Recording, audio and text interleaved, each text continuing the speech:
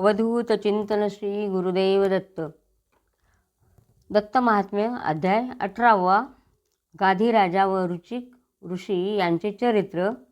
जमदग्नी व विश्वामित्र यांची उत्पत्ती.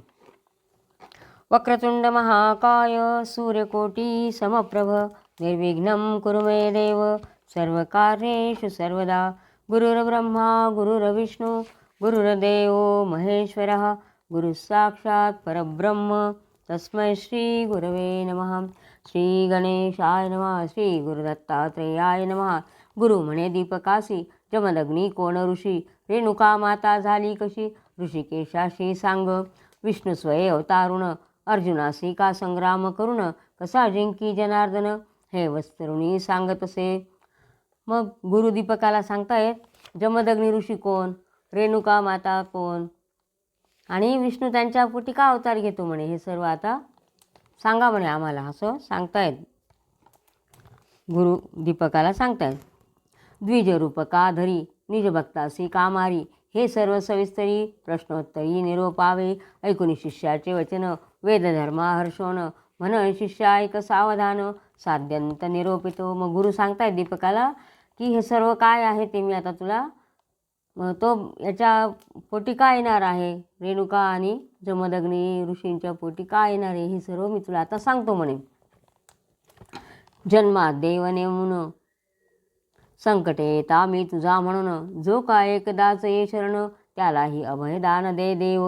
हा तरी नित्ययुक्त असे अर्जुन एक भक्त केवी टाकील त्याला दत्त अभयदान दे देव. तर म्हणे जो एकदा देवांना शरण जातो त्यांना सुद्धा देव कधी सोडत नाही म्हणे. हा तो रोज येऊन दत्तगुरूंना भेटायचं म्हणे, तर त्याला दत्तगुरू तारणारच आहेत ना. सांगतो म्हणे मी आता. जीवनमुक्त अर्जुन श्री दत्तासी पासी येऊन विनवी हात जोडून माझे हनन तुम्ही करा. क्षत्रियाचा देह बरवा तो धारा तीर्थी पडावा तरी हे कार्य न करवेल देवा. मानवाचा काय पाड हा तो योगी श्रेष्ठ असे महाबलिष्ठ याला मारील असा वरिष्ठ न दिसे ब्रह्मांड शोधिता. तर त्या अर्जुनाने वर मागून घेतला होता दत्तगुरूंकडे की मला तुमच्यासारख्याच योग्य मनुष्याच्या हातून मरण यावं व असं. तर आता हा तर एकदम योगी होता म्हणे. देव म्हणे तयासी म्या प्रतिपाळले तुझशी या हाती मारावयासी मती कशी होईल. अर्जुन म्हणे हे जरी तुला न रुचे तरी मृत्यू न यावा हिनाच्या करी रोगादिके तरी न यावा. तुम्हा समवरिष्ठ असेल त्या करी यावा अंतकाल असा वर मागे भूपाळ. देवत बोल अंगीकारी. आणि मग त्यांनी मागून घेतलेलं होतं की मला रोगराई वगैरे काही येऊन मृत्यू नको, किंवा एखादा हीन जातीचा किंवा हीन मनुष्य असेल त्याच्या हाताने नको, तर मला तुमच्यासारखा योग्य व्यक्तीच्या हातून मरण पाहिजे असं. हे वरदान ठेवून अंतरी देवांनी प्रार्थिता मधुवैरी स्वहे हा अवतार धरी ब्राह्मणा घरी ख्यात्याधिक. तर म्हणून हे लक्षात ठेवून विष्णू दत्त म्हणजे शेवटी विष्णू आहे आणि हे लक्षात ठेवून मग स्वतः अवतार घेता येते ब्राह्मणाच्या घरी. यात ईश्वरा काय दोष काय तया असे रोष भक्ताच्या इच्छेने धरी वेश प्रलयी निशेष मारितो. भक्ताच्या इच्छेनेच देवाला अवतार घ्यावा लागतो म्हणे. जो ईश्वर निज करी उत्पत्ती स्थिती लय करी तो लेपन घे आपल्यावरी उदासीना परी वागे तो असे जनार्दन बाळापरी क्रीडन तया केवी ये बंधन नित्यमुक्त असे जो. जो उपजे भूमीवरी तया मृत्यू बरोबर केवळ पाहता पडता शरीर जीवा विकार काय होय. आता जो ईश्वर आहे म्हणे तो स्वतःच उत्पत्ती स्थिती लय करणं त्याच्याच हातात आहे म्हणे. आणि पण तो आपल्यावर येऊ देत नाही. उदासीना म्हणजे निर्विकारपणाने तो सगळं करत असतो. आपण म्हणतो ना अरे तो ह्याच्याने गेला तो त्याच्याने गेला, पण काय, पण ते नशिबात असेल ते होतं. आणि देव स्वतःवर काहीच येऊ देत नाही. आपण म्हणतो देव स्वतःवरच येऊ देत नाही काही. जो उपजे भूमीवरी तया मृत्यू बरोबर केवळ पडता शरीर जीवा विकार काय होय. मुक्ताचे शरीर पडले तेने तयाचे काय गेले पूर्वीच विज्ञान बळे बाधित केले शरीर जाणे.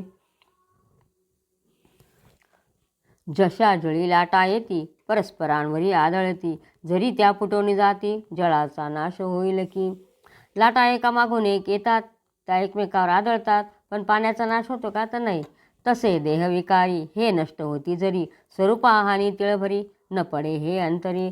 तसा हा देह आहे, हा नष्ट होईल, म्हणजे जशा लाटा नष्ट होतात तसा, पण याच्यातला पाणी नष्ट होत नाही. त्याप्रमाणे देहामध्ये आत्मा जो आहे तर त्याला काहीच हानी पोहोचत नाही. देह निघून जातो, देह नष्ट होतो, पण स्वरूप म्हणजे आत्मा जो आहे तो तसाच राहतो. एवं विचारे पाहता अंतरी, दोष नये कोणावरी, असो आता बोल भारी अवधारी पूर्वकथा. तर आता जी कथा आहे ती सांगतो म्हणे. गाधी राजा कन्या कुब्ज देशी, धर्मात्मा सोमवंशी, त्याचे दयाचे कुशी, दैवे संतान न जाहले. तर गाधी राजा होता, तर त्याचं राज्य कोणतं? तर कान्यकुब्ज देशामध्ये गाधी नावाचा राजा होता. चांगला धर्मात्मा होता, पण त्याला संतान काही नव्हतं. तो राजा उदासीन होऊन भारे सह सेवनी, श्री शंकराराधोनी कन्या रत्न राधला. आणि मग तो तप करायला गेला पत्नीसह वनामध्ये, आणि इतकी तपश्चर्या केली, त्याला शंकर प्रसन्न झाले आणि एक त्याला मुलगी झालेली आहे. तिचे नाव ठेविले सत्यवती, रूप लावण्य संपत्ती, चातुर्यखानी महामती, वाढे सुदती ती कन्या. आणि मग त्याला अशी सुंदर अशी आणि सुदंती म्हणजे तिचे सुंदर जिचे दात आहेत अशी ती कन्या झालेली आहे. एके दिवशी वृश्चिक ऋषी गेला पितृदर्शनासी, भृगु नामे पितयासी, प्रेमे वंदी सद्भावे. ते वृश्चिक ऋषी होते, ते पितृदर्शनाला गेले, तर त्यांच्या पित्याचं नाव काय होतं? भृगु. त्या भृगु ऋषींचा मुलगा वृश्चिक, तर ते वृश्चिक पित्याच्या दर्शनाला गेले. भृगु म्हणे वृश्चिकासी, आज पावे तो केले तपासी, आता माझी आज्ञा धरी शिरसी, गृहस्थाश्रमाशी स्वीकारी. तर भृगु ऋषींचा मुलगा वृश्चिक, त्याला ते भृगु ऋषी सांगताय, आजपर्यंत तू तपश्चर्या केली, पण आता तप सोडून दे आणि गृहस्थाश्रमामध्ये पदार्पण कर म्हणे. तू गृहस्थाश्रम करून यज्ञे देवा तोषवून, पुत्रमुख देखून मग वनसेवी तू, असे भृगूचे वचन शिरसामान्य करून, ध्याने पाहे कन्यारत्न सत्यवती सम अन्य न देखे. आणि मग त्या भृगु ऋषींनी सांगितलेल्याप्रमाणे त्या वृश्चिकाने ठीक आहे म्हणे, ऐकतो म्हणे, मी तुमचं लग्न करायला तयार आहे म्हणे. नाही, आणि त्यांनी सांगितलं की तू गृहस्थ आश्रम स्वीकार आणि यज्ञानी देवांची तृप्तता कर, आणि मुलगा झाल्यानंतर मग तू वनात जा आणि तप कर. हे वचन ऐकलं त्यांनी भृगूंचं, आणि तो त्यांनी ध्यान लावलेलं आहे त्या वृश्चिकाने. आणि ध्यानात बघितलं की कोणती मुलगी योग्य आहे आपल्याला, तर ती सत्यवतीच त्याला दिसत होती, आणि तीच आपल्या योग्य आहे असं त्याला वाटत होतं. मग गाधीपाशी येऊन वृश्चिक मागे कन्यादान, गाधी राजा गडबडवून म्हणे काय करावे. मग तो ह्या गाधी राजाच्या मुलीला मागण्यासाठी गेला, सत्यवतीला मागणे घालायला गेलेला आहे तो वृश्चिक. मग तो विचार करतो राजा मनामध्ये, हा तो तपस्वी मुनी, दरिद्री वास करी वनी, याला कन्या देऊनी काय उपयोग होईल. माझी एकुलती कन्या आहे, नाजुकती सुकुमारी हे, वनी कष्ट सेविका हे साहे, नो हे योग्य ही तापसाची. तो मनात विचार करतो, हा तर ऋषी म्हणे, आणि याला मी माझी मुलगी देऊन काय करू. माझ्या मुली एकुलती एक आहे, एकदम नाजूक आहे, तिला वनातले कष्ट सहन होतील का. हा तर तपस्वी आहे म्हणे, हा कुठेही वनामध्ये फिरवेल माझ्या पोरीला, असा म्हणून तो विचार करतोय. आता फिरवावा जरी मुनी, तरी कोपेल तत्क्षणी, शाप देऊनी आम्हा जाळुनी, टाकील हा क्षणार्धे, तरी याला नाही न म्हणावे, युक्तीने मागे फिरवावे, या पाशी भलतेच मागावे, असे योजी मनी नृप. तर तो राजा मनात विचार करतोय, याला जर स्पष्ट नाही सांगितलं माझी मुलगी नाही देणार बा तुला, तू तपस्वी आहे, तर हा तर पडला म्हणे तपस्वी, आणि याचं एवढं तपबळ आहे की याने जर मला एखादा शाप दिला तर हा जाळून टाकेल म्हणे. म्हणून याला नाही न म्हणता असं काही मागायचं याच्याकडे की हा ते पुरं करू शकणार नाही, आणि मग म्हणजे नाही म्हणायचा प्रश्नच येणार नाही, असं म्हणून तो गाधी राजा मनात विचार करतो आहे. वृश्चिका सत्कारुणी राजा म्हणे ऐकमुनी, माझी कन्या पाहुनी, भीड घालुनी मागती राजे, मग म्या एकपण केला, जो सहस्र श्यामकर्णी अश्वाला, भाग्यवंत देईल तयाला, हे कन्या देईन मी. तर तो वृश्चिकाचं त्या राजाने आदरातिथ्य केलं, आणि त्याला सांगितलं, मुनी म्हणे तू ऐक म्हणे, माझ्या कन्येला बरेच राजे मागतायत म्हणे, परंतु मी त्याच्यासाठी एक पण ठेवलेला आहे म्हणे. तर तो पण कोणता आहे? श्यामकर्ण, म्हणजे ज्याचे कान निळे किंवा काळे आहे असे घोडे जो कोणी आणून देईल म्हणे, तर मी त्याला ती किती घोडे किती म्हणे? 1000 घोडे जो आणून देईल त्याला मी ही कन्या देणार आहे म्हणे. म्या प्रतिज्ञा केली असे तुम्हा ती साधेल कशी, असे ऐकता वचनासी वृत्ती करून नृपासी बोलत सहस्र श्यामकर्ण मी आणून देईन मला द्यावे कन्यादान, हे वचन न फिरवी असे म्हणून करी ध्यान. वरुणापाशी अश्व पाहून आकाशमार्गे गमन करून येऊनी वरुणा भेटला. तर त्यांनी सांगितलेलं होतं की मी एक पण गाधीराजाने की माझा पण आहे, जो कोणी श्यामकर्ण घोडे 1000 मला आणून देईल त्यालाच मी माझी मुलगी देईल म्हणे. तर मग हा ध्यान लावून बघतो वृश्चिक आणि बघतो तर हे असे घोडे कोणाकडे आहे? तर वरुणाकडे आहे म्हणे. असं बघून आकाशमार्गाने तो वरुणाला जाऊन भेटला आहे. म्हणे वरुणा मी वृश्चिक ऋषी पाळुनी पितृवचनासी साधा वया गृहस्थाश्रमाशी उद्युक्त झालो गादीची कन्या योजिली परी एक गोष्ट अडली जरी ती त्वा ऐकिली तरी झाली कार्यसिद्धी. तर म्हणे आता वरुणाला भेटायला गेला आकाशमार्गाने आणि वरुणाला सांगितलं की मी वृश्चिक ऋषी आहे म्हणे आणि माझ्या वडिलांनी सांगितलं की तू गृहस्थाश्रमात पदार्पण कर म्हणजे लग्न कर. तर मी गाधीराजाची जी मुलगी आहे तिच्याशी लग्न करायला तयार झालेलो आहे म्हणे, पण एक गोष्ट अडली म्हणे. राय तर काय आहे? तर ती जी गोष्ट त्या राजाने मागितली ती तुझ्याकडे आहे म्हणे, ती तुम्हाला दे. राय केला एक पण जो दे सहस्र श्यामकर्ण तया देईन कन्यादान तुझे स्वाधीन हे आहे. तर त्याने 100 घोडे मागितलेले म्हणे, तर ते तुझ्याकडे आहेत आणि ते तुम्हाला दिले तर माझं काम नक्की होईल म्हणे आणि मग मी त्या मुलीशी लग्न करेल म्हणे. स्वस्तस्तु ते वरुणा मला देई श्यामकर्णा ऐकोन ऋषीच्या वचना वरुणा भीती वाटली मनी चिंती वरुण हा असे तपपूर्ण याला न देता श्यामकर्ण कोपे तूर्ण शापिल हा. तर तो वरुण पण विचार करायला लागला, ठीक आहे म्हणे आता याला जर नाही म्हटलं तर हा आहे ऋषी, हा तपस्वी म्हणे, हा मला एखादा शाप देईल आणि त्याच्याने मी जळून जाईल. काय शाप दिली माहीत नाही म्हणे. तरी अश्वा पाजावी मदिरा मग ते न जाती मुनीश्वरा योजुनी अशा विचारा ऋषीश्वरा म्हणे वरुण माझे उन्मत्ता श्यामकर्ण याला वळवी असा कोण आवडे तरी दाखवण देतो तुम्हा अश्वते. तर तो मनात विचार करतो आणि म्हणतो की मी माझ्या घोड्यांना दारू पाजून देतो म्हणजे ते घोडे याच्याबरोबर जाणारच नाही आणि म्हणजे माझे घोडे परत येतील आणि त्याला नाही पण म्हणता येणार नाही म्हणे. असा मनात विचार केला आणि सांगतो तो माझे घोडे फार उन्मत्त आहे म्हणे, तर ते कोणालाच ऐकत नाही म्हणे, तुला जर आपटतील तर तू घेऊन जा म्हणे. ज्याची वायूप्रमाणे गती भूमीला पाय न लाविती पाहता मनुष्या खाऊ येती असे असती उन्मत्त ऋषी म्हणे दावी मला मी नेईन तयाला मग वरुण ऋषीला दावी उन्मत्त श्यामकर्ण. आणि मग म्हणे ते इतके उन्मत्त आहेत ते घोडे म्हणे कोणाला आवरवले जात नाही की त्यांची गती कशी वायूप्रमाणे येते, भूमीला पाय लावत जमिनीला पाय नाही लागत इतके पळतात म्हणे ते आणि मनुष्याला पाहून खायला सुटतात म्हणे, असे उन्मत्त घोडे आहेत म्हणे माझे. मग ते ऋषी म्हणे दाखव तुझे घोडे कसे मला बघतो, माझ्या कह्यात आले मी जर त्यांना आवरू शकलो तर ठीक आहे म्हणे.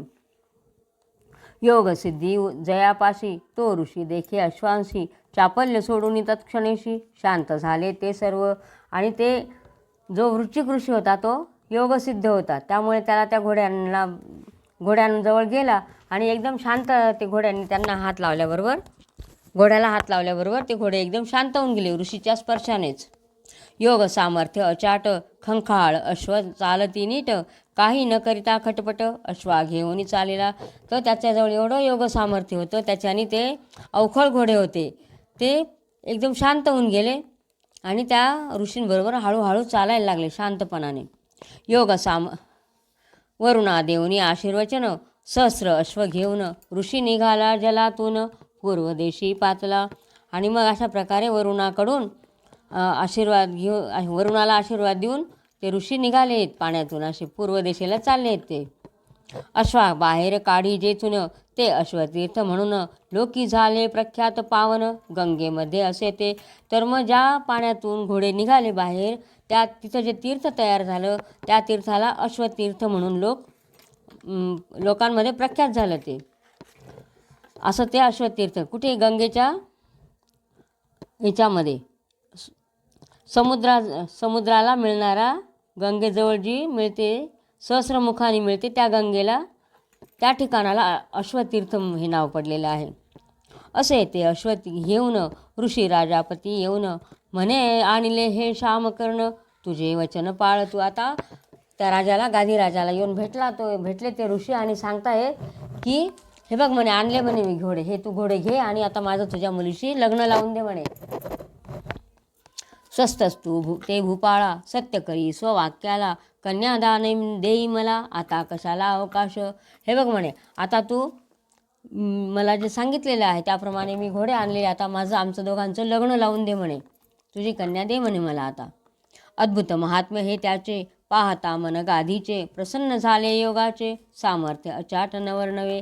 आणि अशा प्रकारे ते गादीने बघितलं की याचं योग सामर्थ्य खूप आहे म्हणे, हा खूप तपस्वी चांगला आहे, तर मग आता काही याला नाही म्हणता येणार नाही. हा दरिद्री म्हणून मी करीत होतो अनुमान, आता याचे सामर्थ्य पाहून कन्यादान द्यावे वाटते. ज्यापासी सिद्धी रांगती त्याला येई होईल काय खंती, देव ही अनुकूल होती उत्तम गती पावेल तो. तर याच्याजवळ एवढ्या सिद्धी प्राप्त झालेल्या आहे म्हणे, याला आपण दरिद्री गरीब म्हणतो म्हणे, पण हा गरीब नाही म्हणे, याच्याजवळ एवढं योग सामर्थ्य आहे आणि सगळ्या सिद्धी आहेत, याला कशाचीच खंती नाही म्हणे, काहीच कमी नाही म्हणे याच्याकडे. आणि याला देवसुद्धा प्रसन्न झालेले आहेत म्हणे, आता याला देण्यापासून आपण कन्याला आपल्या देऊन टाकावं आणि यांचं लग्न लावून टाकावं म्हणे. हा जावाई झाल्यावर कृतार्थ होईल हे कुमारी, हा माझ्याही वंशा उद्धारी तेव्हा कुमारी द्यावी याला. तर हा असा म्हणे की हा जर माझा जावाई झाला तर मी कृतकृत्य होईल म्हणे आणि माझ्यासुद्धा वंशाचा उद्धार होईल म्हणे. असा निर्धार करून सुमुहूर्त पाहून विवाह विधी करून मुनीला दे कन्यादान. महोत्सवे विवाह झाला आनंद झाला सत्यवतीला, मुनीही आनंद पावला राजकन्येला करी धरिता. आणि मग अशा प्रकारे सुमुहूर्त पाहून त्यांनी लग्न करून दिलेलं आहे त्या दोघांचं आणि दोघंही आनंदित झाले, सत्यवती आणि ते वृश्चिक ऋषी. देवकन्येची उपमा द्यावी अशी सत्यवती बरवी, जिला पाहुनी भुले रवी तिला तपस्वी वृश्चिकवरी. देवकन्येचीच उपमा द्यावी अशी ती सुस्वरूप अशी राजकन्या होती आणि ती आता जिला पाहून रवीला सुद्धा म्हणजे ती आवडली असती अशी ती वृश्चिक ऋषीची पत्नी झाली. पाहुणी हे इंद्रादी देव म्हणती नवल हे अभिनव, योगाचे हे वैभव अपूर्व असे वाटते. धन्य धन्य म्हणते, इंद्रदेवसुद्धा सर्व नवल करायला लागले. असा तो वृश्चिक मुनी गादी कन्यावरुणी येथेच राहिला संतोषोनी, पाहुणी मनी परमानंद. एके दिनी गाधी राजा लागे ऋषीच्या पदांबुजा, म्हणे पुढे वंशी माझ्या नाही प्रजा योगींद्रा. आणि मग ते ऋषी तिथेच राहायला लागले. एके दिवशी तो गाधी राजा त्याला नमस्कार करून म्हणतो की मला पण वंश नाही म्हणे, तुम्हाला एक पुत्र द्यावं असं. लुप्त पिंडोदक पितर खाल पडतील निर्धार, तुम्ही सामर्थ्य ऋषीश्वर करा प्रतिकार प्रयत्ने. तर म्हणे तुम्ही आता काहीतरी उपाय करा आणि मला मुलगा होईल असं करा म्हणे काहीतरी. मला व्हावा सूत तपस्वी उदार पुण्यवंत, त्याची कीर्ती त्रिभुवनात आज चंद्रार्क पसरावी. ज्या योगे होनी ऋणमुक्ती मला मिळेल सद्गती, असे म्हणून नृपती ऋषी प्रती नमन करी. तर ते ऋषींना नमन करून सांगता आहेत की माझ्या वंशात पुत्र नाही म्हणे, तर मला एक मुलगा व्हावा. की कसा, की इतका पुण्यवान आणि उदार व्हावा की ज्याची कीर्ती चंद्रार्क म्हणजे जोपर्यंत चंद्र सूर्य आहेत तोपर्यंत त्याची कीर्ती पसरावी आणि मला पितरांच्या सर्व ऋणातून मुक्तता मिळेल म्हणे. मग असं म्हणून तो त्यांना नमस्कार करतोय. दयाळू तो वृश्चिक म्हणे आता राया ऐक, तुला होईल एक लेक परम सुखदायक जो. आता घेऊनी पत्नीसी जातो पितृदर्शनासी, ऐकुणी राजा तयासी बोळवी प्रीती करुणे. आणि तो जावाई त्या राजाला सांगतोय, ते वृश्चिक ऋषी सांगतायत की होईल तुला मुलगा म्हणे, पण आता मी पत्नीला घेऊन आधी माझ्या वडिलांच्या दर्शनाला जातोय म्हणे. सत्यवतीसी घेऊन रुचिक मुनी तेथून भृगूचे घेऊन दर्शन तया निवेदन सर्व करी ऐकोणी पुत्राची ख्याती देवी समान शुष्णाती पाहुणी ऋषीची मती अति संतुष्ट झाले. आणि अशा प्रकारे त्या सत्यवतीला घेऊन ऋचिक मुनी भृगूंच्या दर्शनाला गेलेले आहेत. आणि ती सून बघून त्यांना खूप आनंद झालेला आहे सत्यवतीसारखी. तया आशीर्वचन देऊन राहावी आपले सन्निधान सत्यवती पतिव्रते करून वागे अनुदिन शांतपणे. ती राजाची नंदिनी सत्यवती मनस्विनी भृगूची शुश्रूषा करुणी हृष्ट करी अनुदिन. अशा प्रकारे ती सत्यवती त्या भृगू ऋषींची पण ते सासरे होते तिचे सेवा करायची आणि आनंदात तिथं राहायला लागलेली आहे. तिचा पाहुणी स्वभाव प्रसन्न झाला ममणी पुंगव म्हणे पाहता तुझा भाव आनंदा वाव नसेची. मी झालो प्रसन्न देतो इष्ट वरदान मग सत्यवती कर जोडून नम्र होऊनी बोलत असे. मग ते तिचे सासरे होते ते भृगू ते सांगायला लागले तू जेवढी माझी सेवा करते म्हणे तर ते सर्व बघून मला खूप आनंद झालेला आहे आणि मी तुझ्यावर प्रसन्न झालेलो आहे. तुला काय वर पाहिजे तो माग म्हणे. मग ती हात जोडून सांगते त्या सासऱ्यांना तिच्या.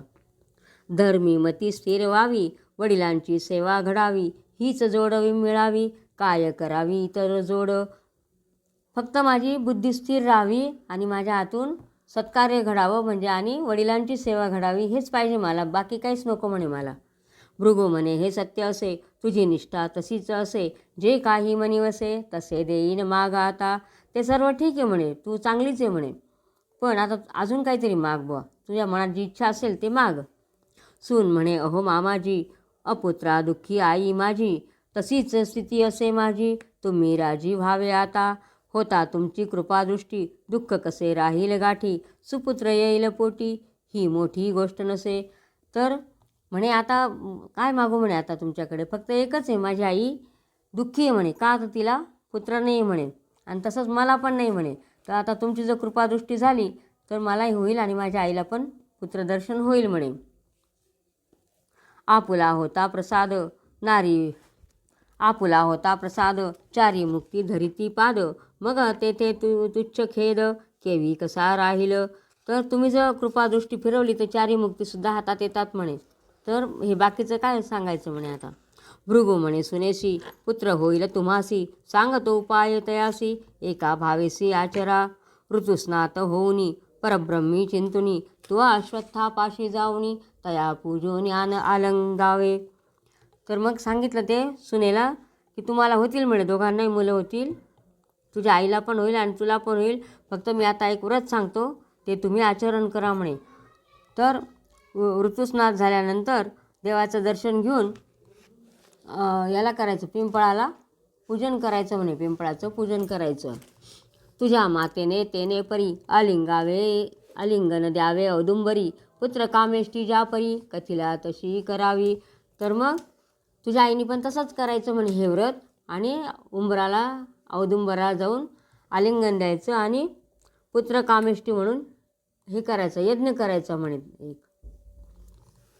पुत्र व्हावा म्हणून केलेला यज्ञ त्याला पुत्रकामेष्टी म्हणतात. संस्कृत चरू करुण ब्राह्म मंत्रे पडवून विप्र देतील तो प्राशन निर्धार ठेवून करी तू. तो जे काही तो चरू असतो, जे संस्कार केलेला होमाकरता जो शिजवलेला भात असतो तर तो तुम्ही ब्राह्मणांच्याकडून मंत्रवून घ्यायचा आणि ते ब्राह्मण देतील ते तुम्ही भक्षण करायचं म्हणे. ब्रह्मवर्चस्वी ब्राह्मण तुला होईल पुत्र जाण वेदशास्त्र संपन्न घेईल सन्मान तीन लोक क्षात्र मंत्रे मंत्रवून देतील तो चरू ब्राह्मण तो करिता भक्षण तुझ्या मातेला पुत्र होईल. तू ऋषींची पत्नी आहे म्हणून ते ब्राह्मण याच्याने वेदशास्त्र ब्रह्मवर्चस्वी ब्राह्मण तुला जो चरू देतील तर तुला ब्राह्मण पुत्र होईल म्हणे. आणि क्षात्र मंत्राने मंत्रवून जो चरू देतील तर तो तुझ्या आईने खायचा, तिला क्षत्रिय मुलगा होईल म्हणे. तो असे म्हणून भृगुसुता म्हणे रुचिका तुवा आता पत्नीसी घेऊन तत्वता श्वशुरगृहा परती जावे. आणि असं सांगून त्या रुचिकाला सांगितलं की तुझ्या पत्नीला घेऊन तू इकडे तुझ्या सासरी निघून जा म्हणे, त्या राजाकडे निघून जा म्हणे, गादी राजाकडे, आणि तिथं हा यज्ञ करा आणि त्याप्रमाणे ते जे काही ब्राह्मण देतील ते तुम्ही दोघीजण त्या तुमच्या दोघींच्या पत्नींना द्या म्हणे खायला. तू ऐकिले माझे वचन, तशी पुत्र कामेष्टी करून कर विचारू प्राशन, वाढेल संतान उभयतांचे. तर अशा प्रकारे तुम्हा दोघांनाही मुलं होतील म्हणे. ऐकून असे वचन मुनी श्रीयसी घेऊन, सशुरगृही येऊन पितृवचन सांगेतया. आणि मग आलेला आहे तो गादी राजाकडे आणि सांगितलेलं आहे, माझ्या वडिलांनी असा असा यज्ञ करायला सांगितला, तर ते आता करू म्हणे. गादी आणि वृश्चिक पुत्र कामेष्टी करीती सम्यक, परी व्यंग झाले एक, चारू प्राशन समयासे. अशा प्रकारे त्यांनी तो यज्ञ केलेला आहे. आणि तो चारू जेव्हा भक्षण करायची वेळ आली त्यावेळेला एक गडबड झाली. कन्येचा चरू माता भक्षी, मातेचा चरू कन्या भक्षी, ज्ञानचक्षुने हे निरीक्षी, विश्वसाक्षी भृगुतो. तर ते भृगु ऋषी ज्ञानचक्षुनी बघत होते, अंतर्ध्यान लावून त्यांनी बघितलं. तर आईला जो क्षत्रियाचा चरू दिला होता खायला, तर तो हिनी खायला, मुलीनी खाल्ला. आणि मुलीचा जो ब्राह्मणाचा होता, तिला ब्राह्मण मुलगा होणार होता, तो चरू आईनी खाल्लेला आहे. तर उलटं झालेलं आहे ते. मग तेथे भृगू येऊन म्हणे, काय केले हे भुलोन, व्यत्यय झाले चरू प्राशन, संतान व्यत्यय होईल. तर आता तुमच्याकडनं फार मोठी गडबड झालेली म्हणे, तर तुम्ही काय केलं म्हणे, आदलाबदल करून घेतलेली झाली म्हणे तुमच्याकडनं. आता तर संतान तशीच होणार आहे म्हणे तुम्हाला. ऐक सुने तुझा सूत, होईल क्षत्रिय बलवंत, होईल तुझ्या मातेला सूत, तो विख्यात ब्रह्मर्षी. आणि म्हणे सुनेला सांगतो, तुला जो मुलगा होईल तो क्षत्रिय होईल आणि तुझ्या आईला जो होईल तो ब्राह्मण होईल म्हणे. ऐकोणी सत्यवती नारी म्हणी अत्यंत दुःख करी, म्हणे मी झाले विप्रनारी, माझे उदरी क्षत्रिय न हो. मी तर ब्राह्मणाची पत्नी झाली आहे, माझ्या पोटी क्षत्रिय नको म्हणे. वा ऋषी वेद निपुण, तुम्हा सारिका सर्वाभिज्ञ, ज्याला मानिती प्राज्ञ, असा सुज्ञ पुत्र व्हावा. तर सर्व गोष्टी जाणणारा असा ब्राह्मण पुत्र पाहिजे होता म्हणे मला. तर मला आता क्षत्रिय कसं काय होतोय बा, असं ती म्हणू लागली सत्यवती. भृगू म्हणे, आता हे न घडे, पुन्हा सून पाया पडे, म्हणे करा एवढे, पुत्र व्हावा ब्राह्मण. आता काहीतरी करा म्हणे, माझा ब्राह्मणच मुलगा व्हायला पाहिजे म्हणे, असं सून सासऱ्याच्या पाया पडते. भृगू म्हणे सुनेशी, आता फिरविता मंत्राशी, जरी ब्राह्मणत्व ये पुत्राशी, तरी येईल पौत्राशी क्षत्रियत्व. तर म्हणे आता जर मंत्र फिरवले, तुला जर मुलगा ब्राह्मण झाला, पण जो नातू होईल तुला तो क्षत्रिय होईल म्हणे. सत्यवती म्हणे, श्वशुरा येऊ क्षत्रियत्व पौत्रा, ब्राह्मणत्व यावे पुत्रा, तुमच्या गोत्रा साजले. ठीक आहे म्हणे, चालेल, मला नातू झालेला क्षत्रिय चालेल म्हणे, पण पुत्र नको म्हणे, पुत्र ब्राह्मणच पाहिजे असं ती सांगते. तथास्तु म्हणून जाय ऋषी, गादी म्हणे मानसी, येईना का ब्राह्मण कुशी, माझे ख्यातीसी वाढविल. मग गादी म्हणतो, ठीक आहे, माझ्या पोटी ब्राह्मण येणार आहे ना, तरी चालेल म्हणे, माझी तो ख्यातीच वाढेल, माझी कीर्ती वाढवेल म्हणे, तो ब्राह्मण जरी आला तर माझ्या पोटी तरी चालला, असं तो गादी राजा म्हणतोय. मग दोघी झाल्या गर्भिणी, उत्तम डोहाळे लागुनी, बोलत असे ब्रह्मज्ञान अनुदिनी, गादी म्हणी तोषला, पुसवनादी संस्कार करीती सादर, जाता 9 मास बरोबर, प्रसवल्या दोघीही पुत्ररत्ने. तर पुत्रोत्पादन जो संस्कार असतो तो दोघींचा झालेला आहे आणि दोघींना 9 महिन्यानंतर मुलं झालेले आहेत. मग जातकर्मे करीती, ब्राह्मणा धन वस्त्रे देती, ब्राह्मण जातक पाहती, म्हणती होतील हे ऋषी. आणि मग ब्राह्मण ज्योतिषी वगैरे बघून ते म्हणता येते चांगले ऋषी होतील म्हणे. सत्यवतीचा सूत नामे जमदग्नी प्रख्यात, झाला परमबुद्धिवंत, ज्याला समस्त मानती. तर सत्यवतीच्या पोटी जे आले तेच कोण, हे जमदग्नी ऋषी. हा साक्षात शिवशंकर, धरी असा हा अवतार, धर्मस्थापावया भूमीवर, गौरीवर प्रकटला. तर हा साक्षात कोण आहे, शंकराचा अवतार आहे म्हणे, पृथ्वीवर आलेला आहे म्हणे. कशाला, धर्मस्थापन करण्यासाठी. पतिव्रता सत्यवती, तिची पाहुणी अतिभक्ती, प्रसन्न होऊन उमापती, अवतार धरी ऋषी रूपे. तर तिच्या पोटी प्रत्यक्ष शंकरांनीच अवतार घेतलेला आहे जमदग्नीचा. गादीचा तो पुत्र नामे झाला विश्वामित्र, वाढे परमपवित्र, गायत्री मंत्र द्रष्टा तो. तर गादीच्या पोटी कोण आलेला आहे, विश्वामित्र ऋषी आलेत. क्षत्रियाचे कुशी आला तरी, चरू संस्कारे अंतरी, ब्राह्मणत्व सोनी सुविचारी, करी प्रयत्न विप्रभावया. पण तो क्षत्रियाच्या जरी आलेला म्हणजे पोटी आलेला होता, पण तरीसुद्धा त्याच्यामध्ये ब्राह्मणत्व होतंच म्हणे. सर्व ऋषीशी विनवून म्हणे मला करा ब्राह्मण. ऋषी म्हणती वसिष्ठ वचन आम्ही मानू सर्वथा. आणि मग तो सर्वांना सांगायचा मला ब्राह्मण म्हणा, मला ब्राह्मण म्हणा असं. मग वसिष्ठांशी विनवून 60 सहस्रे वर्षे तप करून विश्वामित्र तो ब्रह्मऋषी म्हणून प्रख्यात होऊन राहिला. आणि मग 60,000 वर्ष तप करून शेवटी तो काय ब्रह्मऋषी झालाच. कोण? विश्वामित्र. इति श्री परमहंस वासुदेवानंद सरस्वती विरचिते श्री दत्त महात्म्ये अष्टादशोऽध्यायः. श्री गुरुदत्तात्रयार्पितनमस्तु. अवधूत चिंतन श्री गुरुदेव दत्त.